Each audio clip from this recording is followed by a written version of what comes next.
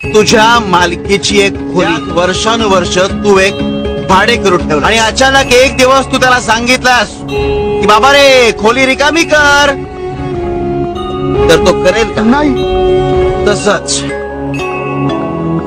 तुझं मन म्हणजे तुझ्या मालकीची खोल्यात वर्षानुवर्ष काम, क्रोध, लोभ, मद, मत्सर आणि मोह हे षड्रिपू राहत. तू देवासमोर उभा राहतोस, त्याचं नाव घेतोस, म्हणजे अप्रत्यक्षपणे या विकारांना बाहेर जायला सांग. मग हे विकार वाईट विचारांच्या रूपात तुला विरोध करतात, भक्तीपासून परावृत्त करतात.